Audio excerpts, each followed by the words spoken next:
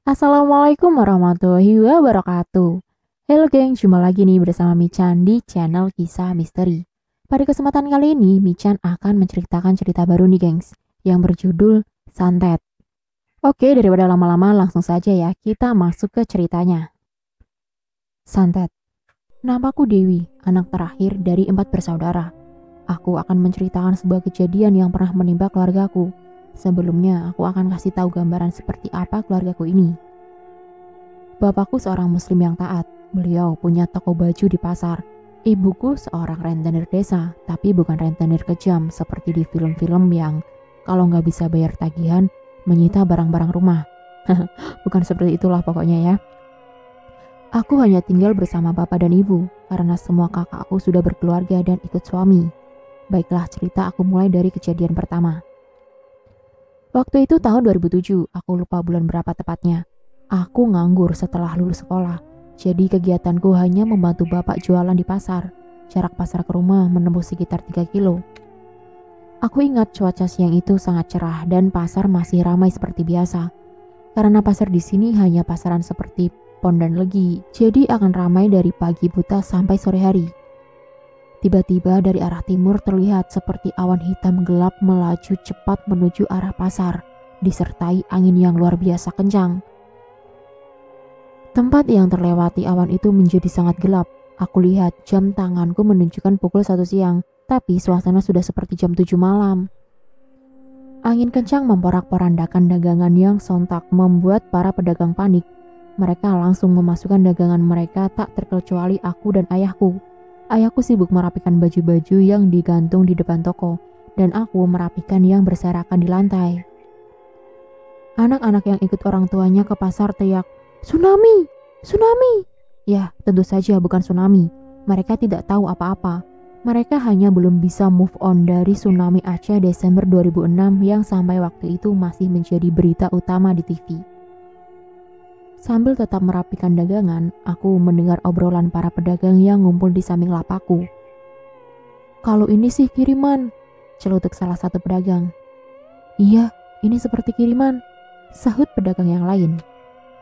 Para pedagang tidak langsung pulang setelah selesai merapikan dagangannya, karena angin kencang dan awan gelap masih belum beranjak pergi dari pasar. Aku tahu apa yang mereka maksud dengan kiriman, tapi aku diam saja. "Baca doa yang kamu bisa." Alih-alih ikut menanggapi, bapakku memintaku untuk membaca doa. Aku hanya mengangguk, meskipun sedari tadi aku juga sudah merapalkan doa yang aku bisa. Aku lihat ke langit, merasa aneh karena awan gelap seperti hanya melimuti langit pasar saja. Tapi aku enggan berpikir macam-macam. Sampai di rumah aku tanya ke ibuku, "Bu, apa di sini juga terjadi angin kencang dan awan gelap?" "Cuma lewat sebentar tadi," sahut tetanggaku yang lain bertemu di rumah. Aku kemudian menceritakan kalau di pasar kejadiannya lumayan lama. Kejadian berikutnya, hanya selang kurang lebih 3 hari dari kejadian di pasar waktu itu.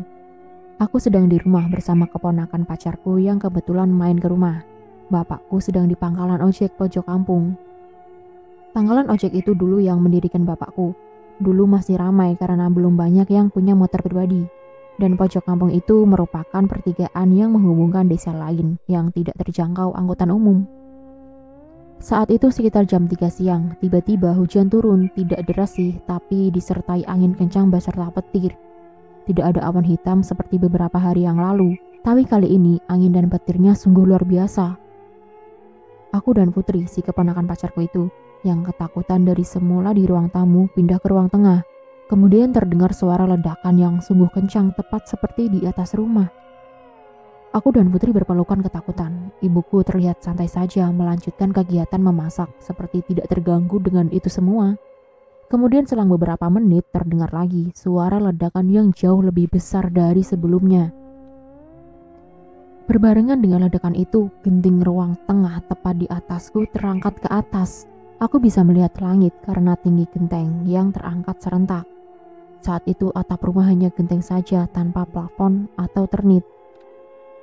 Aku dan Putri ketakutan setengah mati karena saat genteng terangkat, air hujan dan kotoran yang menempel di genteng masuk semua menimpa kita yang berdiri di bawahnya. Seperti berada di ruangan tanpa atap. Dan anehnya beberapa detik kemudian genteng itu turun kembali seperti semula tanpa ada yang merosot atau menggeser ataupun pecah. Sungguh di luar nalar. Normalnya saat genteng itu turun lagi, ya sudah banyak yang pecah. Beberapa menit kemudian semua kembali normal, tapi ada yang mengganjil di pikiranku. Selain genteng kembali ke posisi kesemula tanpa menggeser sedikit pun dan 2 kali suara ledakan, aku semakin yakin kalau itu bukan suara petir. Sungguh berbeda dengan suara petir. Aku sangat yakin itu.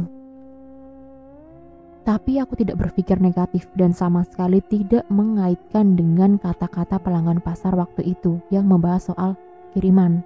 Sungguh, aku tidak berpikir sampai ke situ. Aku pikir ini kejadian alam biasa. Beberapa bulan kemudian aku sudah bekerja di mall di Jogja. Aku tidak lagi bisa membantu bapakku. Paling ibuku yang menggantikan bapakku saat sholat Jumat. Karena bapakku lebih memilih sholat di masjid desa. Beberapa minggu di Jogja, hampir tiap hari bapakku selalu menanyakan kabarku. Di antara saudara-saudaraku, akulah yang terdekat dengan bapakku. Aku bahkan terang-terangan lebih menyayangi bapakku daripada ibuku. Aku pikir semua kakakku juga sama. Hanya saja aku yang terlihat terang-terangan. Well, aku bukan orang yang pandai bersandiwara. Kenapa? Kenapa anak-anak lebih sayang ke bapak daripada ibu? Karena perbedaan sikap yang begitu jauh. Bapak yang sabar dan penyayang sedangkan ibuku pemarah. Bapak yang banting tulang untuk mencukupi keluarga dan ibuku yang uangnya tidak pernah sedikit pun untuk keluarga bahkan untuk anaknya. Masa bodoh dengan kebutuhan keluarga dan anak-anak. Tapi bapakku sama sekali tidak mengeluh. Duit ibuku bukan duit halal, tidak usah berharap lebih dari ibumu. Selalu itu yang bapak ucapkan. Bukan bermaksud untuk menghasut orang membenci ibuku. Justru bapak ingin memberi pengertian ke anak-anaknya yang kadang merasa sedih. Kenapa ibu tidak pernah peduli dengan kebutuhan kami. Padahal punya uang banyak, perhiasan pun banyak. Punya istri rentenir, apa bapakku tidak menasehati? Tentu, sudah berkali-kali. Bahkan bapakku menawarkan ibuku untuk memilih mukena terbaik yang ibuku suka hanya demi melaksanakan kewajibannya sebagai muslim. Tapi ibuku masih belum mau melaksanakannya. Kata bapak, kalau sudah dinasihati berkali-kali tetap keras kepala, sudah gugur kewajibannya, ucap bapakku. Kenapa bapak tidak meninggalkan ibuku? Tentu saja, bapak bukan orang seperti itu. Menerima sebagai istri berarti siap menerima apapun kelebihan dan kekurangannya. Bapak yakin suatu saat ibu dibukakan pintu hidayah. Sebagai suami tak lupa meminta kami untuk tetap mendoakan ibu. Entah kenapa beberapa hari ini perasaanku tidak enak. Aku merindukan bapak. Biasanya bapak telepon, tapi beberapa akhir-akhir ini bapak tidak menelponku. Aku memutuskan untuk menelpon ke nomor bapak. Aku agak kecewa karena yang menerima ibuku. Bapak di mana, Bu? Bapak sehat, tanyaku. Bapak baik-baik saja. Lagi ke warung, Duk, jawab ibuku. Baiklah, aku tutup teleponnya. Tapi entah kenapa aku masih merasa tidak tenang. Perasaanku benar-benar tidak enak. Esok harinya aku kembali menelpon ke nomor bapak. Lagi-lagi ibuku yang menerimanya. Jawabannya seolah semua baik-baik saja. Bu, nanti kalau bapak pulang suruh telepon aku ya. Tapi sampai berganti hari bapak tak kunjung telepon. Aku juga telepon lagi dan tetap ibuku yang mengangkat. Katanya bapak tidak punya pulsa. Tapi aku merasa sangat aneh. Sangat jarang bapakku meninggalkan HP-nya. Meski alasan bapak ke warung. HP di charger lah, itulah. Tapi kalau sampai berkali-kali selalu ibuku yang angkat, itu terasa sangat aneh. Meski aku tetap berpikiran positive thinking, tapi tetap saja aku merasa ini aneh.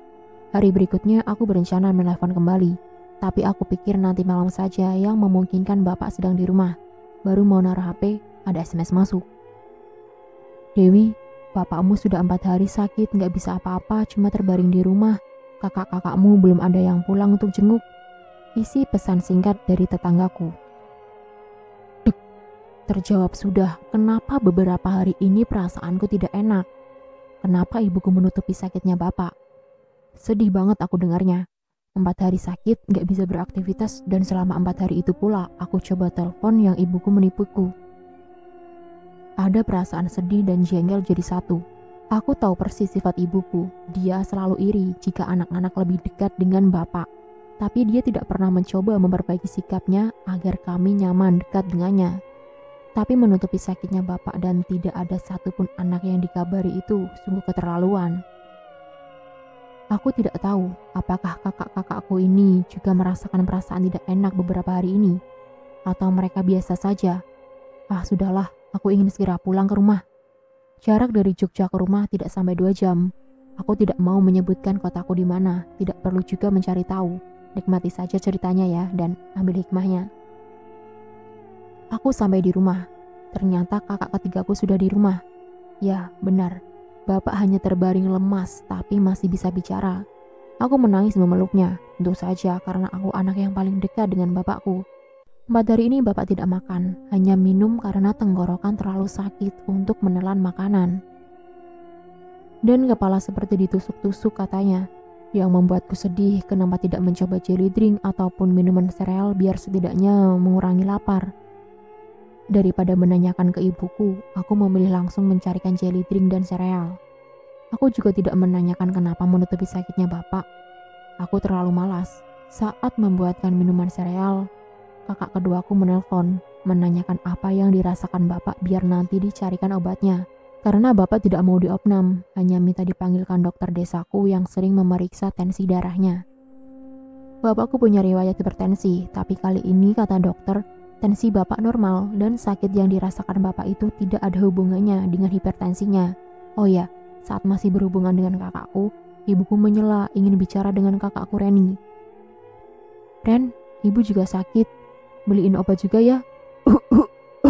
Nih, ibu batuk. You know what? Itu suara batuk jelas dibuat-buat. Bapakku yang sakit tersenyum melihat tingkah ibuku. Begitu juga aku dan kakak ketigaku yang saling pandang tanpa kata. Drama queen, batinku. Memang begitulah sifat ibuku, bisa dibilang toxic people, tapi kita semua sebenarnya menyayanginya meski sering muak dengan sifatnya. Andai ibuku tahu kita hanya ingin ibu mengubah sikap, maka kita juga akan dekat dengan ibu seperti kita dekat dengannya. Dan ibu tidak perlu drama ini itu hanya untuk mendapatkan perhatian. Sebenarnya ibuku ini sering menghasut kami untuk membenci bapak, seolah ibu yang terzolimi. Terzolimi karena apa? Nanti kita akan tahu. Dan karena kami anak-anak mampu membedakan mana yang benar dan mana yang salah, makanya hasutan untuk membenci bapak itu sama sekali tidak membuahkan hasil. Jadi ya, sok drama cari perhatian gitu. Oh my mommy. Beberapa hari kemudian, alhamdulillah bapak sembuh. Aku kembali ke Jogja kembali dengan aktivitasku. Dan komunikasi dengan bapak juga kembali lancar. Aku sudah mendapatkan gaji, aku sudah bisa memberi sedikit hasil kerjaku ke bapak meski bapak tidak pernah memintanya. Kenapa aku tidak memberi ibuku? Karena uang ibuku banyak, bahkan kalau aku memberikan seluruh gajiku, itu nggak akan ada artinya buat ibuku. Hari berganti hari, minggu berganti minggu, bulan berganti bulan. Aku ingat saat itu pulang kerja aku main ke alun-alun utara di Jogja. Sekedar ngobrol santai, tiba-tiba kakak keduaku telepon. Kakak keduaku ini adalah kakak yang paling dekat denganku. Meski umur kita terpaut hampir 10 tahun, tapi kedekatan kita nggak hanya seperti kakak adik, melainkan seperti teman. Kalau ada masalah menyangkut keluarga, pasti kakakku ini yang aku kabari duluan, begitu juga sebaliknya. Percakapan dalam telepon. Dewi, lagi apa? Udah pulang kerja belum? Ada yang mau aku omongin nih, penting. Udah pulang, tapi lagi main di alun-alun. Ada apa mbak? Tadi bapak ke tempat kerja, cerita sambil nangis. Terus aku ajak pulang, cerita di rumah. Bapak nangis? Kenapa mbak? Kata bapak, pas sakit waktu itu bapak disantet sama ibu. Mungkin bapak bingung pengen cerita ke siapa, jadi tadi ke tempat kerjaku. Jujur, aku langsung lemes. Aku berjalan menjauh dari temanku. Aku gak mau temanku dengar. Gimana ceritanya? Kamu ngerti Mbak Yanti yang suaminya dalang itu? Iya tahu. Kenapa? Dia punya utang sama ibu 500.000. Tapi bapak diminta ibu antar ke rumah suaminya di kota untuk nagih karena utangnya itu udah lama. Ibu minta bapak nunggu di gang karena ini urusan pribadi, biar ibu aja yang nagih ke rumahnya, gitu kata ibu. Sewaktu ibu di rumah Mbak Yanti, suaminya Mbak Yanti ketemu bapak di gang arah rumahnya. Kemudian basa-basi minta bapak mampir sekalian ke rumah. Nah, sampai di rumahnya ternyata ibu dan Mbak Yanti itu lagi ribut. Nah, Pak De, ini Bude kesini mau nagih utang. Orang duitnya sudah buat bayar dukun kok mau diminta lagi, kata Mbak Yanti ke bapakku yang baru memasuki pintu rumahnya. Dukun apa? Bapakku bertanya balik. Sudah, kalau nggak mau bayar utang, ayo Pak kita pulang, kata ibuku sambil menarik lengan bapakku dan segera beranjak keluar rumah. Tapi bapakku bertahan, ada yang masih membuat bapakku penasaran dan berharap mendapat kejelasan perihal dukun yang sempat disinggung Mbak Yanti. Bude minta duit yang aku pinjam ini tidak usah dikembalikan. Sebagai imbalannya, suruh mencarikan dukun untuk menyantet Pak D. Karena santetnya gagal, Pak D tidak mati, maka Bude mau minta duitnya balik, kata Mbak Yanti dengan masih emosi. Bapakku langsung lemes mendengar penjelasan Mbak Yanti. Tidak benar itu, kamu jangan ngada-ngada, teriak ibuku. Diam dulu kamu, bentak bapakku ke ibuku. Dukunnya orang mana? Antar aku ke tempatnya, lanjut bapak. Kali ini ucapannya ditunjukkan ke Mbak Yanti dan suaminya. Kemudian bapak diantar ke rumah dukunnya. Aku sampai sekarang tidak tahu itu dukun satu kampung sama Mbak Yanti atau beda kampung. Sampai di rumah dukunnya yang merupakan temannya suami Mbak Yanti yang berprofesi sebagai dalang. Bapak ditunjukkan kaos dalam milik bapak yang digunakan sebagai media santet. Astagfirullah, kenapa kamu tega sampai berpikiran untuk mencelakaiku, Bu? Ini musyrik namanya. Dosa besar kamu, Bu, jelas bapakku. Dan ibuku cuma diam saja. Setelah bapak bisa menguasai diri, bapak mengajak ibu pulang. Tentu saja pikiran bapak terganggu dengan yang baru saja terjadi. Ingatan saat sakit waktu itu, kejadian hujan angin di rumah, dan ledakan keras di atas rumah menjadi rentetan kejadian yang sekarang terasa begitu masuk akal. Sakit hati, kecewa, sedih menyatu menjadi satu. Mungkin bapak butuh seseorang untuk berbagi, sedikit meringankan beban pikirannya, dan bapak memutuskan menemui Mbak Reni di kerjaannya, mencurahkan segala isi hati dengan berlinang air mata yang tak sanggup lagi ditahan. Kalian bisa bayangkan kan, seseorang yang hidup bersama selama puluhan tahun melewati segala suka dan duka, tega mau membunuhnya. Karena dendam dan sakit hati membuat ibuku melakukan hal seperti itu. Suara orang-orang terdengar ramai dalam kantin, bercanda gurau, tertawa dan sibuk dengan aktivitasnya. Di Pelabuhan Tanjung Priuk, bapak bekerja sebagai security. Saat itu aku belum lahir, tapi aku tahu persis ceritanya. Bapak bekerja kontrak di daerah Cilincing, dan keluargaku diboyong ikut semua ke Jakarta. Yang namanya Jakarta dari dulu kala selalu bermasalah dengan banjir. Tapi banjir dulu itu lebih menjijikan karena begitu banjir tiba, bukan hanya sampah, tapi kotoran manusia ikut menggenang di mana-mana. Karena ibu termasuk orang yang menjaga kebersihan, seiring berjalannya waktu, ibu merasa tidak betah tinggal di Jakarta dan ingin pulang kampung saja. Kakak-kakakku juga terserang gatal-gatal kulit, mungkin karena tidak cocok airnya. Akhirnya bapak pun mengizinkan ibu dan kakak pulang kampung. Agar punya kegiatan dan tambahan penghasilan, ayahku membukakan warung kelontong untuk ibuku. Ibuku dulu termasuk wanita berparas cantik, banyak yang menyukainya. Terlebih saat itu bapakku di Jakarta dan ibuku di kampung. Banyak lelaki hidung belang yang tak lain tetangga sendiri mencoba menggodanya. Sering belanja ke warung hanya demi dekat dengan ibu. Warung kelontong di pinggir jalan kampung, sedangkan rumahku masuk gang sedikit. Jadi kalau kakak pertamaku sibuk ngurus adik-adiknya di rumah, ibu sendirian jaga warung. Muncul kabar tak sedap dari ibu-ibu yang jengkel karena suaminya menggoda ibuku atau mulut tetangga yang menggosipkan ibuku selingkuh.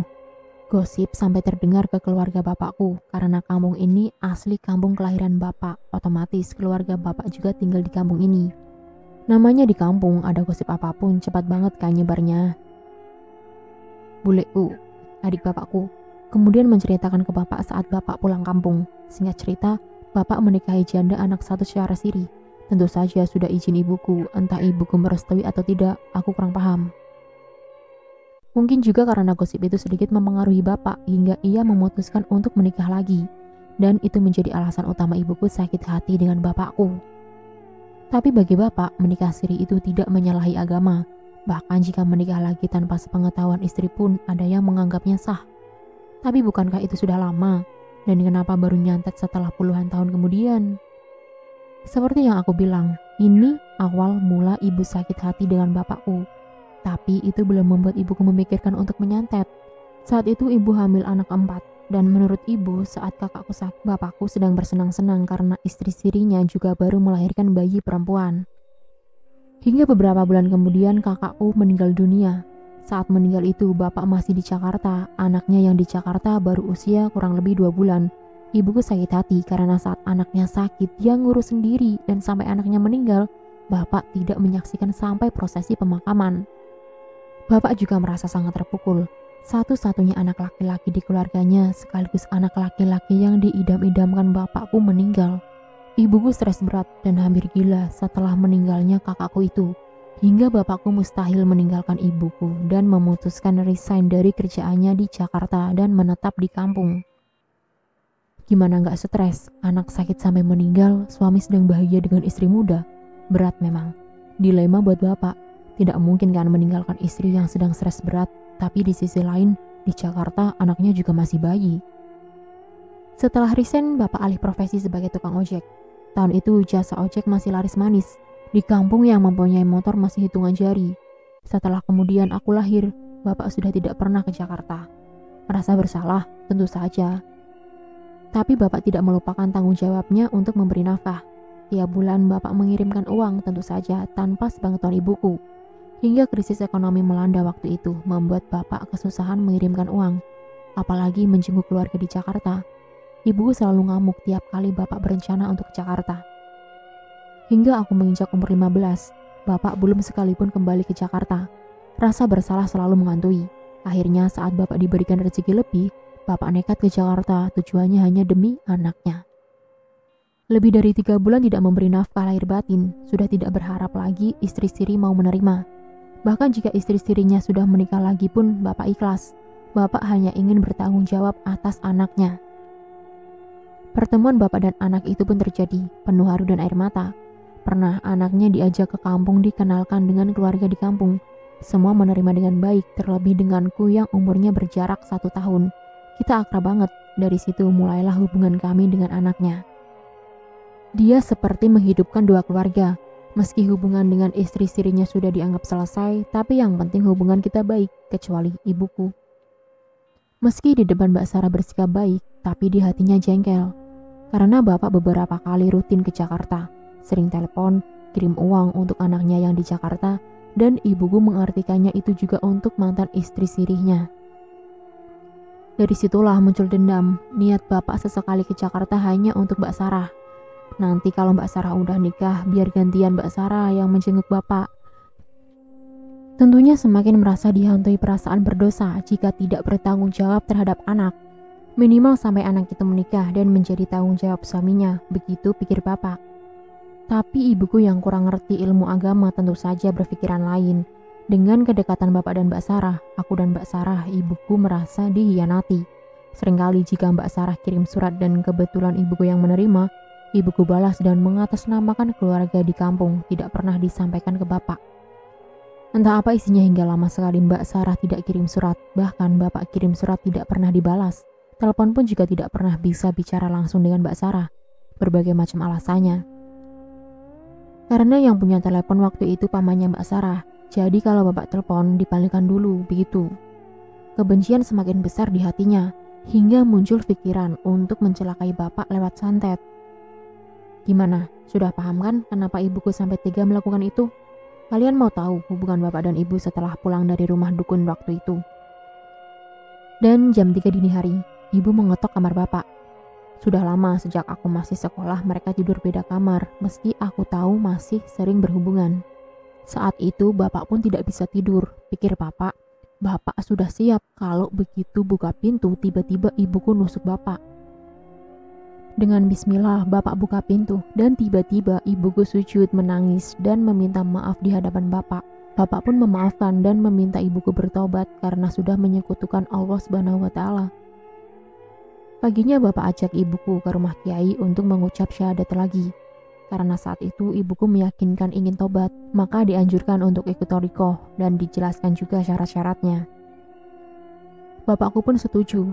Mungkin dengan itu ibuku jadi benar-benar hanya fokus ibadah, meninggalkan dunia rentenir dan bertobat nasuha. Bapakku meninggal malam lebaran 27 Juli 2014 menghembuskan nafas terakhir tepat setelah mendengar takbir berkumandang. Bapak meninggal habis Isya, malam takbir lebaran dan langsung dimakamkan karena lebih cepat lebih baik. Lagian akan merepotkan jika dimakamkan paginya karena harus sholat id. Selesai pemakaman kurang lebih jam 10 malam. Aku langsung masuk ke kamar bapak. Aku ingin sendiri dan menangis di kamar bapak. Tapi begitu menginjakkan kaki di pintu kamar, tercium aroma wangi yang menyengat luar biasa.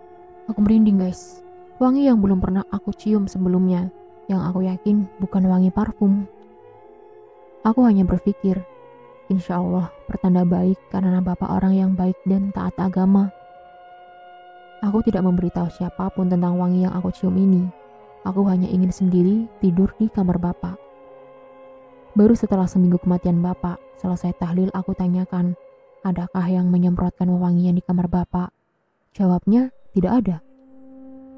Bapak meninggal dengan tenang, tidak karena sakit yang menimbulkan bau tidak sedap. Jadi untuk apa semprot wewangian di kamarnya? Yang dikasih wewangian ya jenazahnya setelah dikafani. Begitu jawabnya. Proses mengkafani itu di ruang tamu, jauh dari kamar bapak. Jadi mustahil wanginya tertinggal di kamar. Sedangkan di ruang tamu sudah tidak tercium wangi. Semoga wewangian dari surga yang menyambut bapak. Amin. Bapakku, beliau tidak pernah meninggalkan sholat. Saat kerja di pelabuhan pun, biar teman-temannya selalu membawa miras, tidak setetes pun bapakku mau meminumnya. Selalu berzikir setelah sholat maghrib sampai tiba waktu sholat isya. Mengaji Al-Quran selepas sholat subuh. That's why aku bilang bapakku orang yang taat beragama. Mungkin karena itulah Allah SWT tidak membiarkan santet itu membunuh bapakku. Untuk kalian yang membaca cerita ini, aku mohon ya jangan mengutuk ibuku. Mohon bantu doa agar diampuni segala dosanya.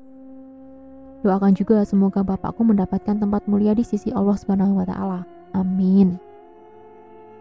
Jika ada yang menurut kalian tidak benar di sini, jangan dicontoh ya. Semoga ada pelajaran yang bisa dipetik. Dan selesai. Sekian dan itulah akhir cerita dari kisah si Dewi dan keluarganya. Akhir kata Michan ucapkan terima kasih ya gengs untuk kalian yang sudah mau menonton video ini. Dan tak lupa nih, Michan ingatkan untuk tekan tombol like, comment, share, dan subscribe ya gengs. Untuk perkembangan channel Michan. Dan jangan lupa juga nih, coret-coret ya di kolom komentar apabila ada kata ataupun kalimat yang kurang tepat.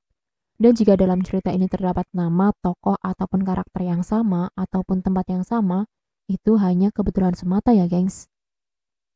Bye-bye. Wassalamualaikum warahmatullahi wabarakatuh.